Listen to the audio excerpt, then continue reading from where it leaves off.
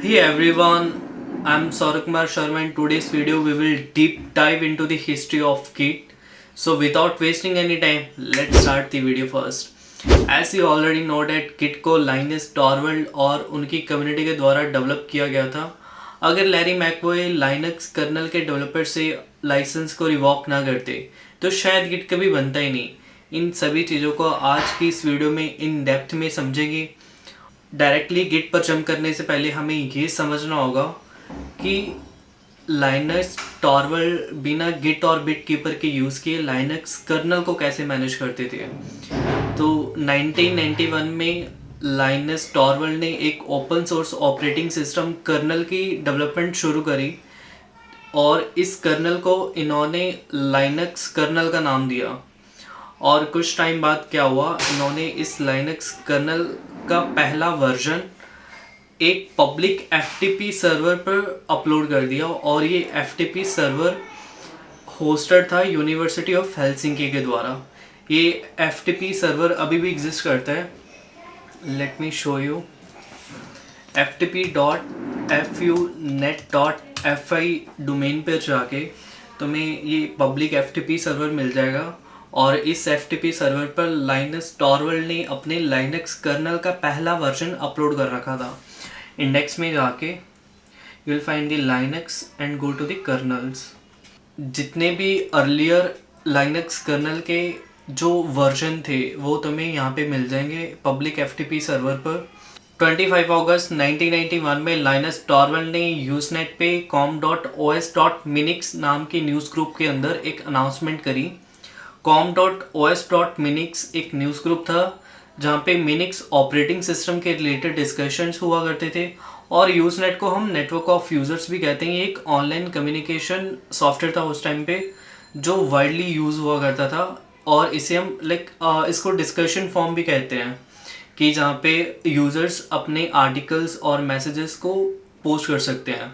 और वहाँ पे इन्होंने उस न्यूज़ ग्रुप के अंदर इन्होंने अनाउंसमेंट करी और उस अनाउंसमेंट के बाद उस टाइम पे जितने भी वॉलंटियर डेवलपर्स अपनी कंट्रीब्यूशन देना चाहते थे लाइनक्स कर्नल की डेवलपमेंट में, वो उस पब्लिक एफटीपी सर्वर पर जाते। वहाँ से लाइनक्स कर्नल की आर्काइव फाइल को डाउनलोड करके वॉलंटियर डेवलपर्स अपने चेंजेस को एक पैच फाइल में सेव करते थे और उस पैच फाइल को ईमेल के थ्रू लाइनस टॉरवल्ड को सेंड करते थे। और पैच फाइल बेसिकली एक डिफरेंस फाइल होती है जो ओल्डर फाइल और न्यूअर फाइल के बीच में डिफरेंस क्या है, ताकि हम पूरा का पूरा सोर्स कोड भेजने के बजाय हम सिर्फ एक वो डिफरेंस भेज दें ताकि उन्हें भी मैनुअली टेस्ट और सिंक करने में आसानी हो। अगर पूरा का पूरा सोर्स कोड दोबारा से भेजेंगे तो वो एक टीडियस टास्क हो जाता है कि उसके अंदर से चेंजेस को कलेक्ट करना कि क्या चेंज कर रखा है। तो इससे अच्छा जो भी उन्होंने चेंज कर रखा होगा उस पैच फाइल को सेंड कर दें ईमेल के थ्रू। लाइनस टॉरवल्ड उन पैचेस को मैन्युअली टेस्ट करते और उस पैच को फिर वो अपने लाइनक्स कर्नल के सोर्स कोड के साथ सिंक कर लेते अगर वो टेस्ट सक्सेसफुली रन हो जाता है। 1991 से लेकर 2002 तक बहुत सारे वॉलंटियर डेवलपर्स अपनी कंट्रीब्यूशन देने लग गए थे लाइनक्स कर्नल की डेवलपमेंट में, जिसके कारण बहुत सारी प्रॉब्लम्स उनको फेस करनी पड़ी। लेट्स से किसी एक डेवलपर ने उस चेंज को पैच फाइल में सेव करके और उस पैच फाइल को उस डेवलपर ने लाइनस टॉरवल्ड को भेज दिया। लेट्स से दूसरा डेवलपर भी सेम फाइल को चेंज करके उस चेंजेस को अपने पैच फाइल में सेव करके उस पैच फाइल को भी भेज दिया। तो यहाँ पे एक मर्ज प्रॉब्लम थी, राइट। और प्लस 1-to-1 डिस्कस करना पड़ता था उनको, हर एक डेवलपर की ईमेल का रिप्लाई देना पड़ता था। लेट्स से 100 ऑफ डेवलपर्स ने सेम टाइम पे ईमेल कर दिया तो एक बहुत सारा मैनुअल वर्क था, 1-to-1 डिस्कशन पॉसिबल नहीं थी। इन प्रॉब्लम्स को ओवरकम करने के लिए लाइनक्स कर्नल के डेवलपर्स ने क्या करा, इन्होंने अपनी खुद की एक मेलिंग लिस्ट बनाई जिसको LKML भी कहते हैं, Linux kernel mailing list. Let me show you that. kernel.org domain पे आके तुम्हें साइट न्यूज सेक्शन पे जाना है और इसके अंदर subspace.kernel.org नाम का एक सब डोमेन होगा। इस डोमेन पे आके list.linux.dev पे जाना है। यहाँ पे लाइनक्स कर्नल की मेलिंग लिस्ट की लिस्ट दे रखी है जहाँ पे तुम किसी पर्टिकुलर मेलिंग लिस्ट को सब्सक्राइब और अनसब्सक्राइब कर सकते हो। अगर तुम लाइनक्स कर्नल की किसी पर्टिकुलर मेलिंग लिस्ट को सब्सक्राइब करना चाहते हो तो हमें subspace.kernel.org डोमेन सर्च करना होगा और सर्च करने के बाद तुम्हें सब्सक्राइबिंग टू लिस्ट पे जाना होगा और यहाँ पे लाइक स्टेप्स में लिख रखा है कि तुम किसी पर्टिकुलर मेलिंग लिस्ट को कैसे सब्सक्राइब कर सकते हो। इंडिविजुअल कॉपी जाते हो हर एक मैसेज की, तो तुम क्या कर सकते हो, इस ईमेल के ऊपर तुम मेल कर सकते हो। और अगर तुम्हें अनसब्सक्राइब करना है देन यूज़ दिस ईमेल। और अगर तुम्हें NNTP प्रोटोकॉल के थ्रू सब्सक्राइब करना है तो तुम्हें क्या करना होगा, एक ओपन सोर्स सॉफ्टवेयर है थंडरबर्ड नाम का, जिसको तुम डाउनलोड करके इंस्टॉल कर लेना और वहाँ पे तुम्हें ये वाला लिंक पेस्ट करना होगा। ये वाला लिंक पेस्ट करने के बाद तुम्हारा कनेक्शन इस्टेब्लिश हो जाएगा और उसके बाद इस load.kernel.org के ऊपर जितने भी मेलिंग लिस्ट होस्टेड है उनके तुम्हें ग्रुप्स मिल जाएंगे और तुम किसी पर्टिकुलर ग्रुप को सिलेक्ट करके उसको सब्सक्राइब कर सकते हो। और अगर तुम्हें लाइक हर एक पैचेस की इन्फॉर्मेशन चाहिए तो तुम्हें क्या करना होगा, वापस से kernel.org पे आके load.kernel.org पे जाना होगा और इसके ऊपर तुम हर एक पैच को सर्च कर सकते हो, लाइक इन डेप्थ इन्फॉर्मेशन देख सकते हो हर एक पैचेस के ऊपर। तुम्हें ऑल पे सर्च करना है, उसके बाद तुम्हें हर एक पैच की इन्फॉर्मेशन मिल जाएगी यहाँ से। ये बेसिकली लिंक्स है जहाँ पे तुम लाइनक्स कर्नल की डेवलपमेंट में कंट्रीब्यूशन कर सकते हो। बहुत सारे वॉलंटियर डेवलपर्स अपनी कंट्रीब्यूशन देने लगे तो उनको एक नॉन लीनियर वर्कफ्लो की नीड पड़ी, जिसके बाद क्या हुआ 2002 में इनको एक वर्जन कंट्रोल सिस्टम चाहिए था, क्योंकि मैनुअली हैंडल करना थोड़ा मुश्किल हो गया था लाइनस टॉरवल्ड के द्वारा कि हर एक पैच को कैसे सिंक करना है और हर एक पैच की हिस्ट्री को कैसे मेंटेन करना है कि ये वाला पैच किस डेवलपर ने भेज रखा है। तो इन सभी प्रॉब्लम को ओवरकम करने के लिए बिटकीपर का यूज करा। बिटकीपर एक बिटमूवर कंपनी का प्रोप्राइटरी प्रोडक्ट है। जो बिटमूवर कंपनी के CEO है वो लैरी मैकवॉय थे। लैरी मैकवॉय ने बिटकीपर का जो लाइसेंस था उसको फ्री में लाइनक्स कर्नल के डेवलपर्स को दिया और दिया कुछ इस कंडीशन के साथ कि तुम सिर्फ बिटकीपर को यूज कर सकते हो बट तुम बिटकीपर के प्रोटोकॉल को रिवर्स इंजीनियर नहीं कर सकते। रिवर्स इंजीनियरिंग का मतलब होता है कि किसी पर्टिकुलर सॉफ्टवेयर के प्रोटोकॉल को रिवर्स इंजीनियर करना बिना उसके सोर्स कोड चेक करे। 2002 से लेकर 2005 तक लाइनक्स कर्नल डेवलपर्स क्या करते थे, बिटकीपर का यूज करते थे, जिसके कारण उनको जो मैनुअली बहुत सारा वर्क करना पड़ता था वो बहुत सारा ओवरकम हो गया था। और 2005 में एंड्रयू ट्रीजल ने सोर्स पुलर नाम का एक क्लाइंट टूल बनाया जिसको इन्होंने ओपन सोर्स रखा। और ये सोर्स पुलर बिना बिटकीपर का जो प्रोप्राइटरी क्लाइंट टूल था जिसको यूज करना पड़ता था उसका बिना यूज किए तुम क्या कर सकते हो, सोर्स पुलर का यूज करके तुम बिटकीपर की रेपो से तुम रेपो को पुल कर सकते हो। लैरी मैकवॉय ने क्लेम करा कि एंड्रयू ट्रीजल ने ये सोर्स पुलर बिटकीपर के प्रोटोकॉल को रिवर्स इंजीनियरिंग करके इन्होंने बनाया है। लैरी मैकवॉय ने बिटकीपर का लाइसेंस जो लाइनक्स डेवलपर्स को दिया हुआ था उसको रिवोक कर लिया, ये कह के कि इन्होंने पॉलिसी का वायलेशन करा है। अगर एंड्रयू ट्रीजल अपना सोर्स पुलर ना बनाते तो शायद लाइसेंस रिवोकेशन में जो कंट्रोवर्सी हुई थी वो होती नहीं कभी और लैरी मैकवॉय बिटकीपर का लाइसेंस रिवोक ना करते। तो ये दोनों पर्सन है गिट की डेवलपमेंट में।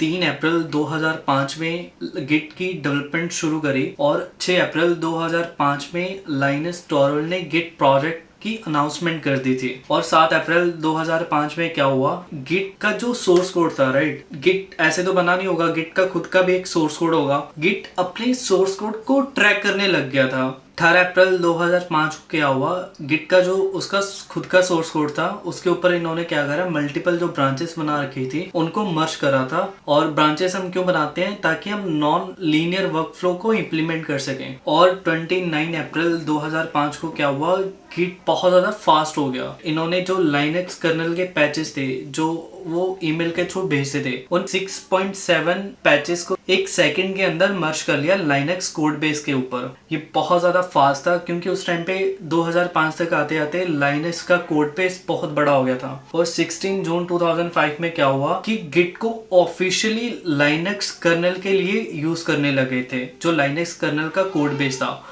जो लाइनक्स कर्नल का 2.6.12 जो इनका वर्जन था उसको रिलीज करा था यूजिंग गिट। और 26 जुलाई 2005 में क्या हुआ कि लाइनस टॉरवल्ड ने अपने गिट प्रोजेक्ट को जूनियो हमानो को हैंड ओवर कर दिया, क्योंकि उस टाइम पे जूनियो हमानो क्लोजली लाइनस टॉरवल्ड के साथ लाइक कंट्रीब्यूट कर रहे थे लाइनक्स कर्नल और गिट के ऊपर। 21 दिसंबर 2005 में क्या हुआ, जूनियो हमानो ने गिट का पहला ऑफिशियली वर्जन रिलीज करा था publicly. Git is a stupid content tracker. Stupid content tracker क्यों है और मैंने ये क्यों मेंशन करा, मैंने नहीं मेंशन करा, गिट का ऑफिशियल मैन पेज खुद कहता है Git is a stupid content tracker. और गिट एक open source version control system tool है जो कि 3rd जनरेशन के DVCS कॉन्सेप्ट को इम्प्लीमेंट करता है। और गिट एक किसी एक कंपनी का प्रोजेक्ट नहीं है, right? It is not a company project, ये कम्युनिटी ड्रिवन प्रोजेक्ट है। गिट GPL वर्जन 2 लाइसेंस को इम्प्लीमेंट करता है। और GPL वर्जन 2 लाइसेंस क्या है? ये फ्री सॉफ्टवेयर फाउंडेशन के द्वारा प्रोवाइडेड लाइसेंस है। अगर तुम गिट का सोर्स कोड के ऊपर अपने चेंजेस करके अगर तुम अपना खुद का एक टूल बनाते हो तो तुम उस टूल को प्रोप्राइटरी नहीं रख सकते। तुम्हें उस टूल के लिए भी सेम GPL वर्जन 2 का लाइसेंस यूज़ करना होगा और तुम्हें उस टूल के सोर्स कोड को ओपन सोर्स रखना होगा। Late me show you that. अगर तुम जाते हो gnu.org, इस डोमेन को अगर तुम सर्च करते हो, go to the license and then go to the license URLs, you will find the GPL license. एक GPL वर्जन 1 है, GPL version 2 and the latest जो वर्जन है वो V3 वर्जन है। GPL V2 पे जाके तुम जो भी लाइसेंस के प्रीएम्बल वगैरह तुम डिटेल्स में पढ़ सकते हो। अगर तुम ये सेम लाइसेंस अपने किसी ओपन सोर्स सॉफ्टवेयर के लिए यूज़ करना चाहते हो तो तुम प्लेन टेक्स्ट में जाके इसको कॉपी कर सकते हो और डायरेक्टली यूज़ कर सकते हो। जो गिट का खुद का सोर्स कोड है वो किसी गिटहब या गिटलैब जैसे प्लेटफॉर्म पे होस्टेड नहीं है। इनका खुद का एक अपना होस्टिंग प्लेटफॉर्म है, kernel.org डोमेन सर्च करना होगा तुम्हें। और ये डोमेन सर्च करने के बाद जो गिट प्रोटोकॉल के अंदर जो लोकेशन है git.kernel.org एक सब डोमेन है, तुम्हें इस पर क्लिक करना होगा और pub.scm गिट के अंदर जाके git.git पे क्लिक करना होगा। तुम यहाँ पे आके गिट के ऊपर जो चेंजेस हो रहे हैं उनकी समरी के बारे में देख सकते हो। 8 आवर्स पहले जूनियर सी हमानो ने सीन ब्रांच में test in absolute home branch को मर्ज करा था। और अबाउट सेक्शन में तुम देख सकते हो कि जो गिट है वो GNU GPL वर्जन 2 लाइसेंस को इम्प्लीमेंट कर रहे हैं। अगर तुम गिट की मेलिंग लिस्ट को सब्सक्राइब करना चाहते हो तो तुम git+subscribe@vigor.kernel.org एड्रेस पर ईमेल कर सकते हो। और vigor.kernel.org एक लेगेसी मेलिंग लिस्ट है लाइनक्स कर्नल की, जिसको ये माइग्रेट कर रहे हैं list.linux.dev होस्टिंग डोमेन के ऊपर। गिट प्रोजेक्ट एक ऑफिशियल मेंबर प्रोजेक्ट भी है सॉफ्टवेयर फ्रीडम कॉन्जर्वेंसी ऑर्गेनाइजेशन का। ये ऑर्गेनाइजेशन एक नॉन प्रॉफिट ऑर्गेनाइजेशन है जो कि अपने मेंबर प्रोजेक्ट्स के रिलेटेड जितने भी नॉन कोडिंग स्टफ होता है, कोडिंग को छोड़ के जो भी स्टफ होता है, उसके ट्रेडमार्क को प्रोटेक्ट करना या कोई भी लीगल इश्यूज हो गए या ओपन सोर्स प्रोजेक्ट के लिए डोनेशन वगैरह कलेक्ट करना, वो सभी मैनेज करती है। तुम्हें सर्च करना होगा सॉफ्टवेयर फ्रीडम कॉन्जर्वेंसी। ये सर्च करने के बाद जो तुम्हें रिजल्ट में डोमेन मिलेगा sfconservancy.org, इस पे क्लिक करना है। ये होम पेज है सॉफ्टवेयर फ्रीडम कॉन्जर्वेंसी ऑर्गेनाइजेशन का और इसके अंदर व्हाट वी डू सेक्शन के अंदर जाना है, होवर करना है और उसके बाद तुम्हें मेंबर प्रोजेक्ट के ऊपर क्लिक करना है। और तुम्हें उसके बाद क्लिक करना है मेंबर प्रोजेक्ट सर्विसेज के ऊपर, जहाँ पे तुम्हें जो भी सॉफ्टवेयर फ्रीडम कॉन्जर्वेंसी अपनी सर्विस प्रोवाइड करती है मेंबर प्रोजेक्ट्स के लिए, तुम यहाँ पे डिटेल्स में पढ़ सकते हो क्या क्या सर्विस प्रोवाइड करते हैं। और अगर तुम्हें ये देखना है कि कौन से करंटली मेंबर प्रोजेक्ट हैं सॉफ्टवेयर फ्रीडम कॉन्जर्वेंसी के, तुम्हें प्रोजेक्ट्स एंड सर्विसेज के नीचे तुम्हें करंट मेंबर प्रोजेक्ट्स मिलेंगे। इस वाले बटन पे क्लिक करना है और तुम्हें जो भी करंट प्रोजेक्ट्स हैं वो तुम्हें लिस्ट मिल जाएगी यहाँ पे। और अगर तुम स्क्रॉल करोगे तुम्हें गिट भी यहाँ पे लिस्टेड मिलेगा। Means Git currently official member project है सॉफ्टवेयर फ्रीडम कॉन्जर्वेंसी ऑर्गेनाइजेशन का। ये ऑर्गेनाइजेशन गिट के रिलेटेड जितने भी नॉन कोडिंग रिलेटेड स्टफ होते हैं वो उसको हैंडल करती है। सो गिट के डेवलपर्स सिर्फ कोडिंग रिलेटेड स्टफ के ऊपर फोकस करें rather than focusing on non coding related stuff. जो नॉन कोडिंग रिलेटेड स्टफ होता है वो ऑर्गेनाइजेशन अपने आप हैंडल कर लेगी।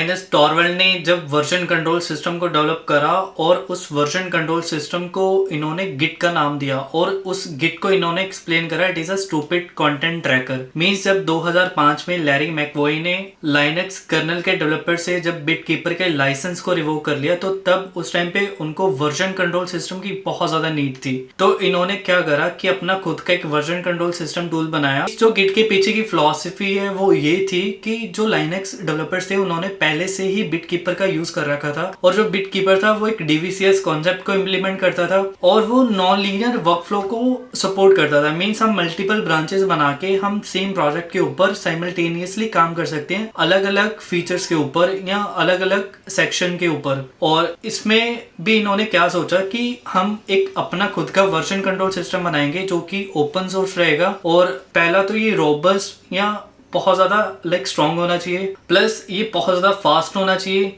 नॉन लीनियर अप्रोच फॉलो करता होना चाहिए, और प्लस जो इसका मेन गोल है कि कंटेंट को ट्रैक करना वो होना चाहिए इसके अंदर। ये 4 गोल थे जो इन्होंने एक सोच के एक वर्जन कंट्रोल सिस्टम को बनाया और उसको नाम दिया स्टूपिड कंटेंट ट्रैकर। मींस इन्होंने एक हाई लेवल डिजाइन के ऊपर काम नहीं करा। ऑल्दो गिट बहुत ज्यादा स्मार्ट है, इंटेलिजेंट है, बट लाइनस टॉरवल ने एक सार्केस्टिक वे में जोक मारा था, it is a stupid content tracker.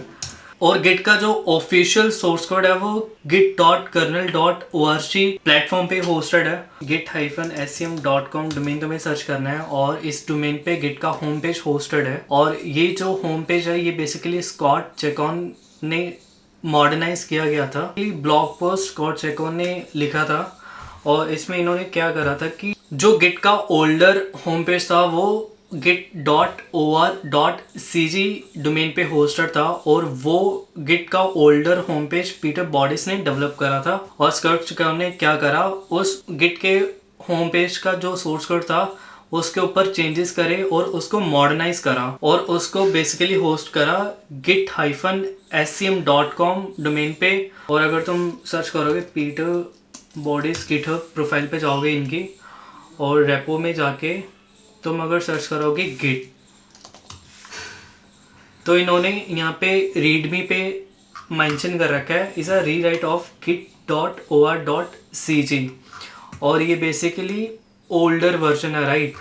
और यू कैन सी अगर तुम इनके गिट ऑर्गेनाइजेशन के अंदर गिट scm-old नाम से जो रेपो है उसको रीड ओनली एक्सेस दे रखा है, क्योंकि ये रेपो अब बेसिकली यूज़ नहीं होती, और जो ये प्रोजेक्ट है उसको मूव कर दिया git-scm.com पे ऊपर। अगर तुम स्कॉट चेकॉन की गिटहब प्रोफाइल चेक करो, go to the Scott Chacon GitHub profile, और इनकी गिटहब प्रोफाइल पे जाके अगर तुम रेपो सेक्शन पे जाओ और सर्च करो scm, जो गिट का ऑफिशियल होम पेज है उसको स्कॉट चेकॉन ने डेवलप करा था और हिरोकू के ऊपर डिप्लॉय कराया गया था। यहाँ पे मेंशन कर रखा है इन्होंने the app is written in Ruby on Rails and deployed on Heroku. अगर तुम जहाँ से इन्होंने फोक कर रखी है यहाँ पे जाओगे scm पे, और अब ये जो गिट का होम पेज है उसको बेसिकली सर्व कर रहे हैं गिटहब पेजेस के थ्रू। गिटहब पेजेस के ऊपर होस्ट कर रखा है और हुगो के ऊपर इन्होंने बिल्ड कर रखा है। लॉन्च ऑफ git-scm पे जाके तुम क्या कर सकते हो, इनकी ब्लॉग पोस्ट पढ़ सकते हो, और जो गिटहब एंड गिटलैब पे जो सोर्स कोड पड़ा है गिट का वो एक मिरर्ड कॉपी है, right. Let me show you. अगर तुम सर्च करोगे github.com git under the Git repo, यहाँ पे इन्होंने मेंशन कर रखा है Git source code is a mirror, right. This is a publish only repository but pull request can be turn into patches to the mailing list. Means कि जो भी contribution हो रहे हैं गिट या लाइनक्स कर्नेल के ऊपर वो आज भी मेलिंग लिस्ट के थ्रू हो रहे हैं। गिटहब गिटलैब जैसे प्लेटफॉर्म को यूज़ नहीं कर रहे वो, और जो गिटलैब है वहाँ पे भी इन्होंने गिट की मिरर कॉपी होस्ट करवा रखी है। चलिए gitlab.com, तो यहाँ पे जाओगे सर्च करोगे देन गो टू gitlab.org। ये गिट रेपो है used to develop git version is a mirrored from this।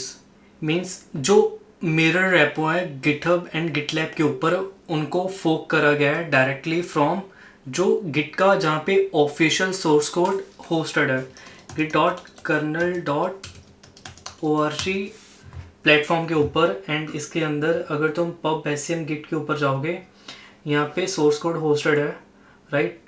और ये ऑफिशियल सोर्स कोड है जहाँ पे गिट का सोर्स कोड होस्टेड है। अगर तुम इसको क्लोन करोगे अपने डायरेक्टरी अंदर git clone, तुम्हें पूरा का पूरा सोर्स कोड तुम्हारे लोकल सिस्टम के ऊपर आ जाएगा गिट का।